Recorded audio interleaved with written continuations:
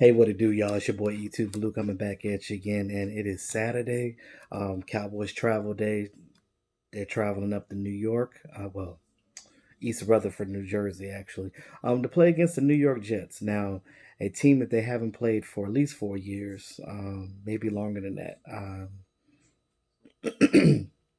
But um, they are no strangers to that stadium because, again, they play the Giants in that stadium, and this is going to be one of two times that they play against the Giants in that stadium, MetLife Stadium, because again, it's shared by both of the New York teams. Now, um, just a couple of things. Now, this game is going to be important because Cowboys have to win this because you don't want to fall to 3-3. The Eagles are playing against the Vikings today, and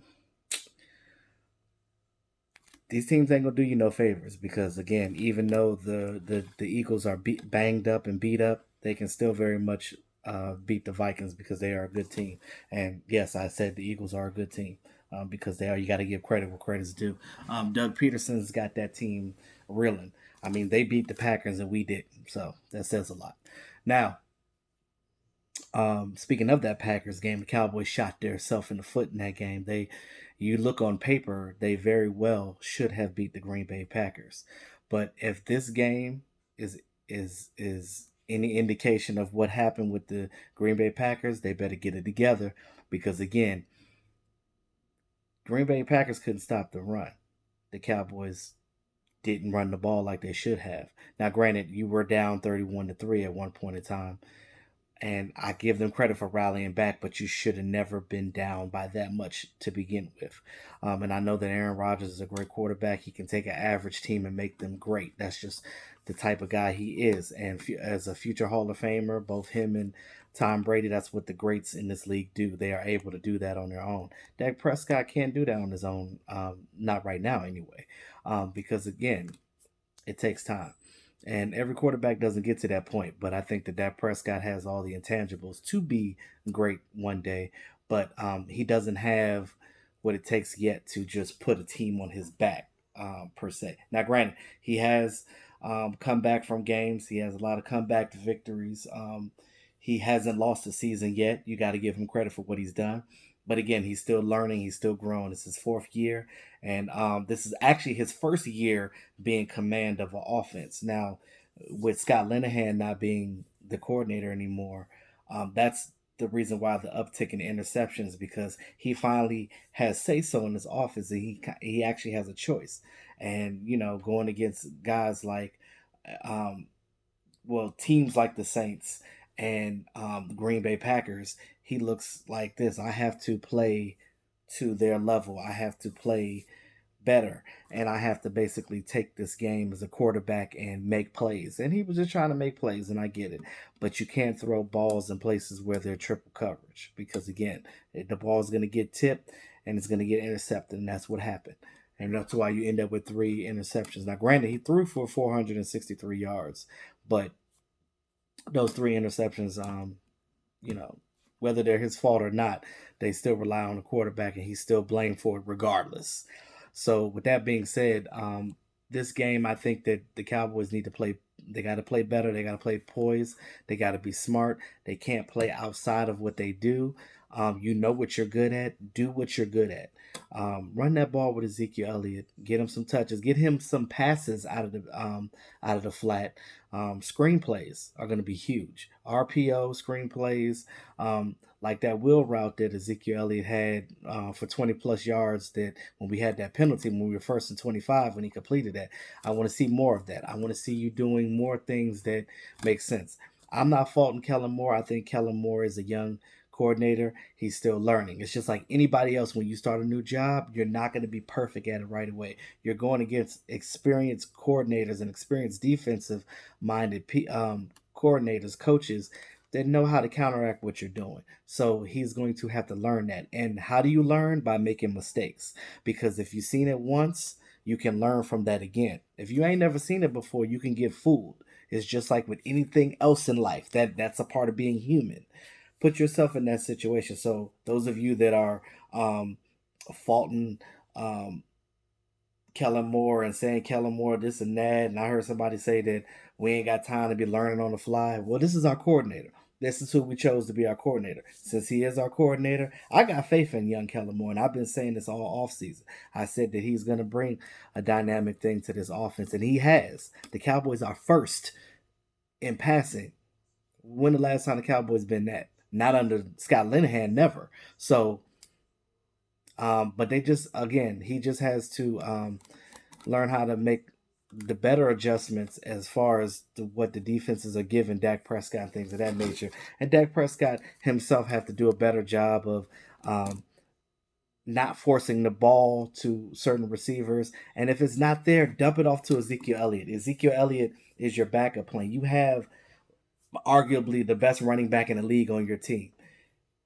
Dump the ball off. If it's not there, if you can't get the ball off to the pass, dump the ball off to your running back. Now, this game is going to be imperative because the Jets have a great defensive line. Now, before I get into that, just a couple of stats. Now, again, we always talk about how important stats are. Stats don't lie, but trends and situations in game change from game to game. So you can't solely go by what the stats say. Perfect example.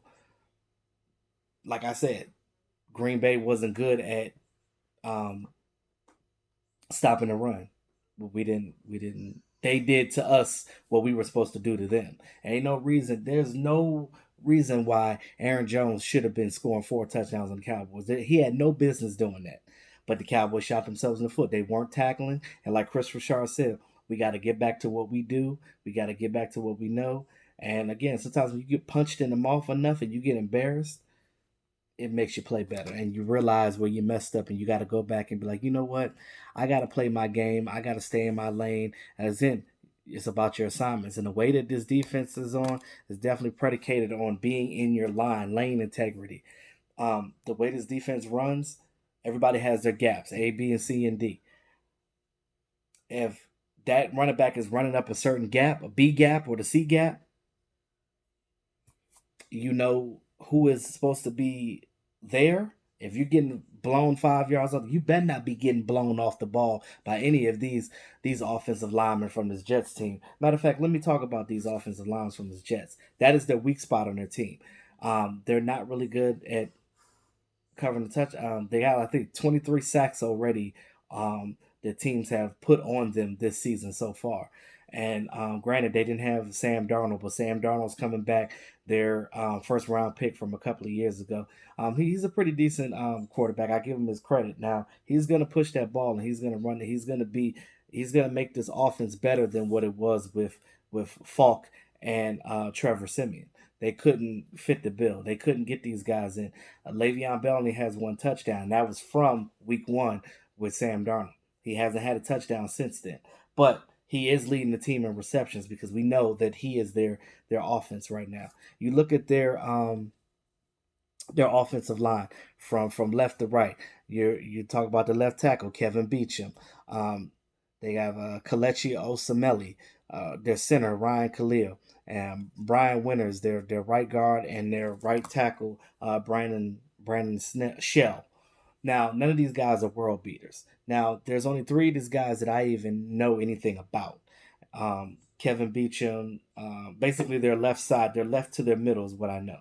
Their center, Ryan Khalil, he's a pretty decent guy, but again, none of these guys should be blowing any of our defensive guys off of their mark. Our defensive guys should be having a field day with this offensive line and getting to the quarterback. Now, Sam Darnold is going. He's going to do a lot of screens, and you got to be ready for those dump offs because once Le'Veon Bell gets that ball in space, these linebackers got to tackle. So Leighton Vander Esch is playing this game. I think he was not practicing half of the week because I think he had vertigo or whatever. But again, that makes sense why he wasn't playing that well last game as well. Jalen Smith, all these Joe Thomas, these guys got to come out here and they got to tackle and they got to get this quarterback, wide receiver, running back on the ground. They cannot let Le'Veon Bell win because what the Jets are going to do, and I'm going to tell you what they're going to do. They're going to take a page out of the Green Bay Packers, and they're going to look at what Aaron Jones did to this team, and they're going to try to emulate that. But no, the Cowboys got Antoine Woods back, so that definitely helps at nose tackle. So um, that helps with our blocking on the inside. So basically, they can't block us out, so they can run straight up our middle like they was doing before.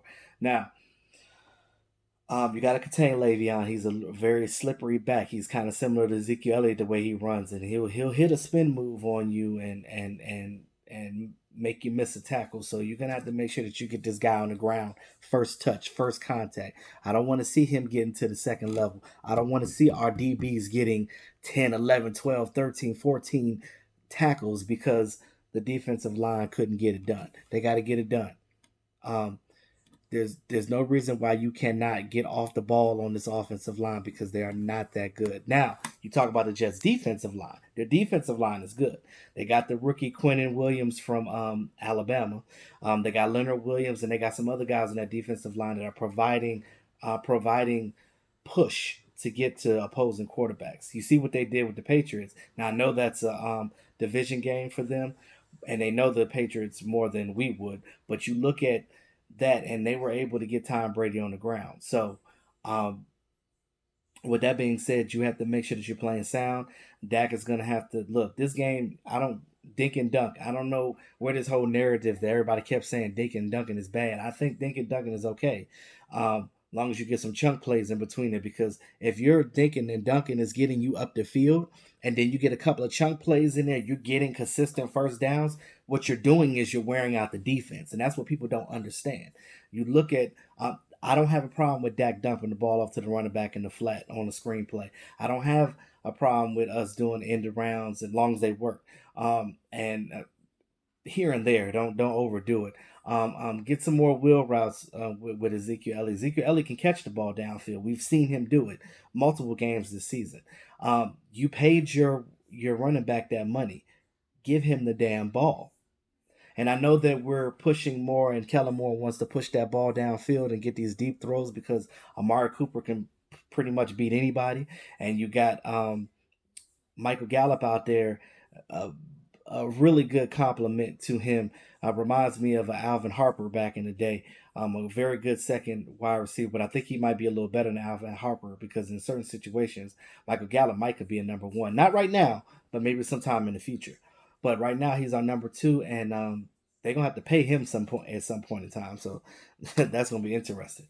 Now, that's the way that you exploit them. Now, what you're gonna have to watch out for, like I said, now they got Le'Veon, but they got some Pro Bowlers out there. They got some guys out there. You look at their wide receiver core. Um, they're not great, but they're definitely guys that can slip past you if you're not paying attention. Robbie Anderson, he's kind of like a sometimey player. Some games he'll come out beast, and other games he'll disappear. They actually got Demarius Thomas. I think the Broncos traded him to the Jets. It's funny to see him in a Jets uniform, but he's 31 years old. I don't think he's really done much this year, but again, he's not the same Demarius Thomas as he was when he was with the Broncos, but we'll see. They also have ex Redskins player Crawford. Oh my God, um, what's my man name? Oh my God, I just oh my God, I'm tripping. Anyway, they got the receiver from the Redskins, and he was a guy that was a Cowboy killer. He played in the slot, and and he was a guy that definitely burnt the Cowboys in a lot of ways when he was with the Redskins. Now I don't know what he's gonna do with this team, uh, but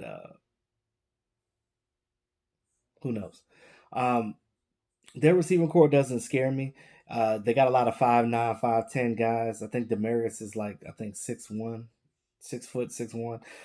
But again, oh, they also got Bellamy. Bellamy, I think he's their fourth receiver, I believe. Um,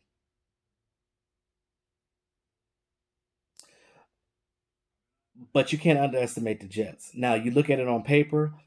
Cowboys ain't got no reason to lose this game, and I agree. Cowboys do beat teams that they're supposed to beat as far as this season goes. You were 3-0, and the three wins that you got against teams that are winless, and of course the Giants won after we played them. Um, what they call him, Danny Dimes over there, but he wasn't driving dimes last game. But anywho, um, you got to win this game because, like I said, the Eagles are playing the Vikings, and you have to come into this game um, and put them away. You got to put them away early. This whole starting off late and not doing your job in the beginning, you got to do your job. You got to score. I don't want to see us not score a touchdown in the first damn half. We're gonna have to get up on these teams because what happens is you get far behind, you're gonna lose a team that's lesser than you. It's the David and Goliath syndrome where a team is outsmarting you rather than beating you with your brute mass. Now we know that the Cowboys as a whole is a more talented team than this current Jets team, but they're fired up right now. They got that safety Jamal Adams. He's pretty good. Um, they asked him about Dak Prescott, and he knows about Dak Prescott. He knows what Dak Prescott can do, and they know that they got to keep Dak Prescott in the pocket. But with that being said, I think that it's going to be more imperative that, and I know that Dak Prescott's trying to throw that ball more, but if ain't nothing there, Dak, run that ball yourself.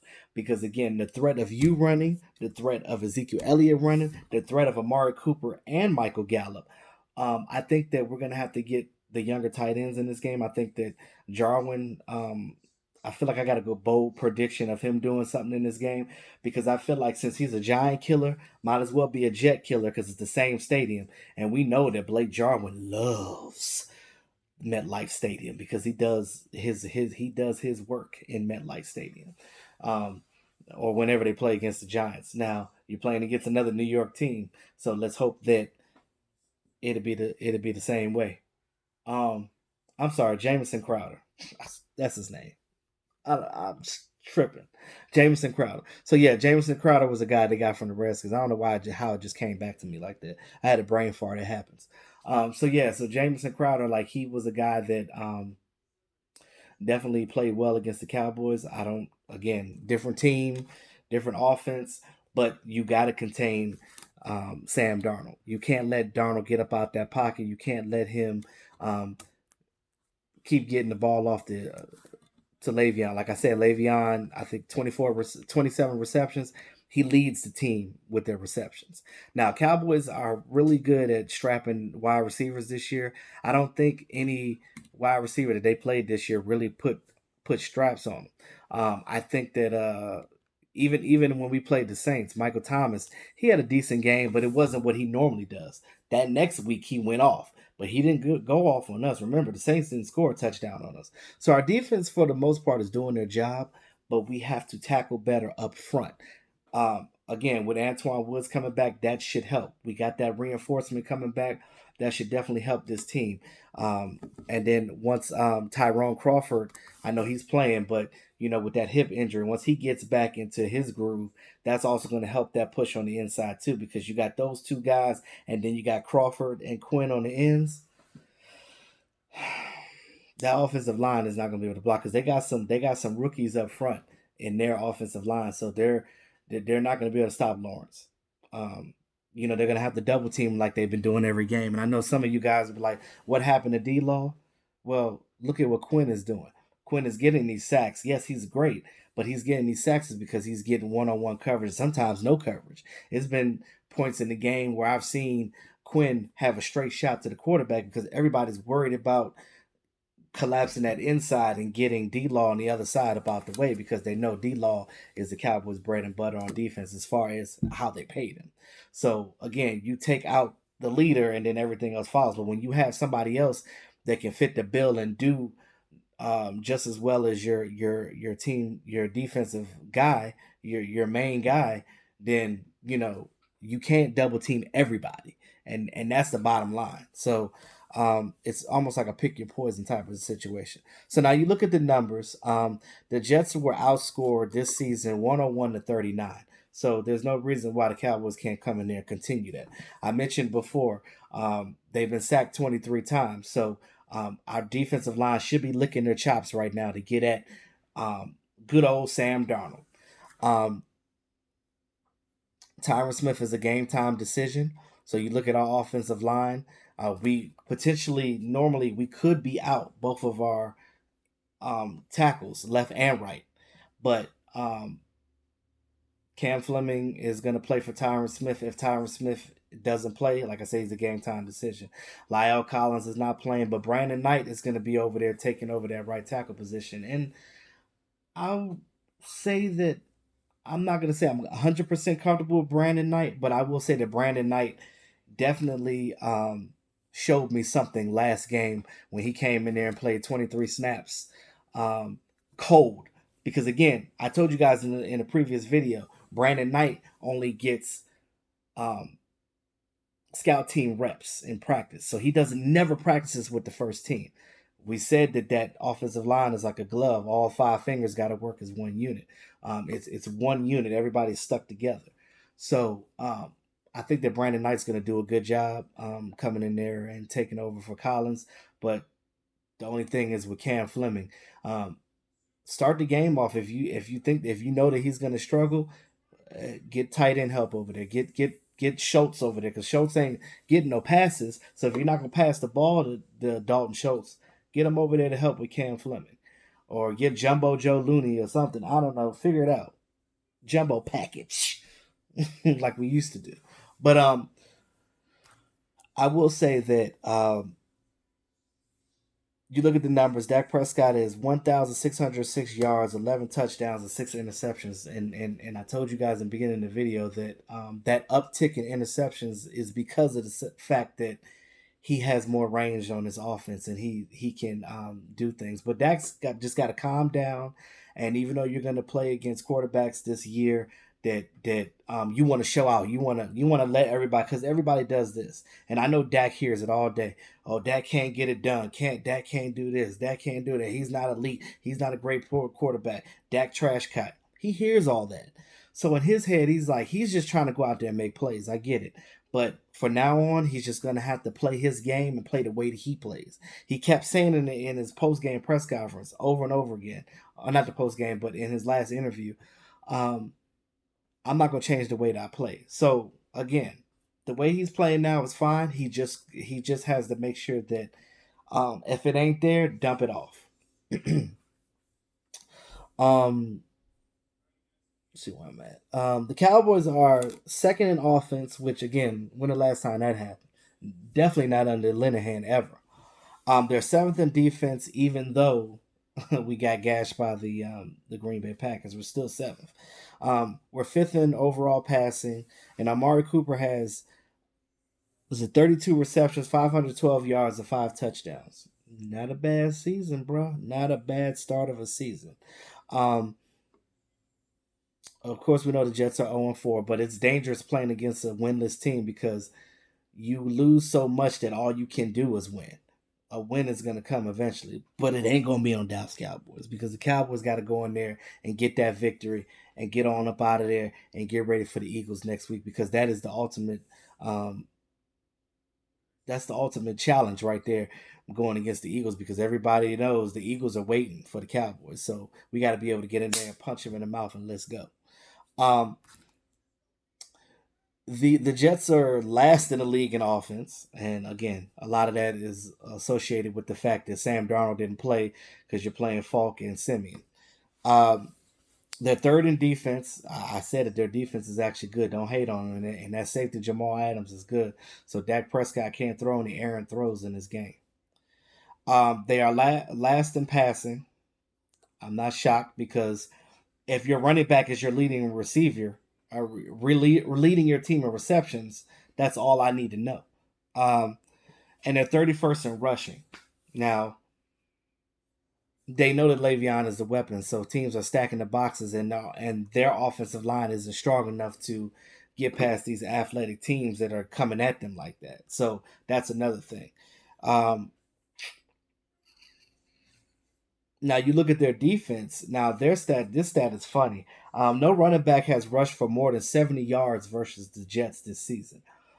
Can Zeke change that? He pretty much damn sure can. But it goes back to the way we play. We got to execute better this game. And no woe was me. You got to get the taste of that last game out of there. And what better way than to come in and just whoop up on the Jets? I believe that the Cowboys are definitely going to win this game.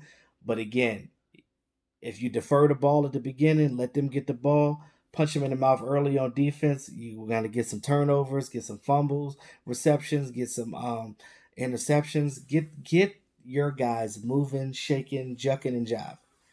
I know that our secondary is going to hold up on their wide receivers because, again, their wide receivers aren't world beaters. And we've played against better receiving corps this year, and we've been able to shut them down. So if they can do that, this should be just another day in the park. Um, but again, you never go into a team under a game underestimating the team because you don't know what that team could do.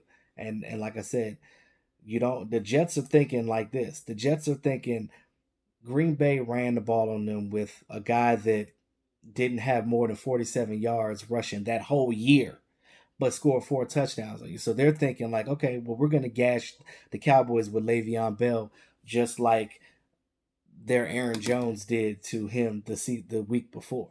So again, teams trying to find blueprints. So you look at that and you just get that popping. My score prediction, I think it's going to be 28-10.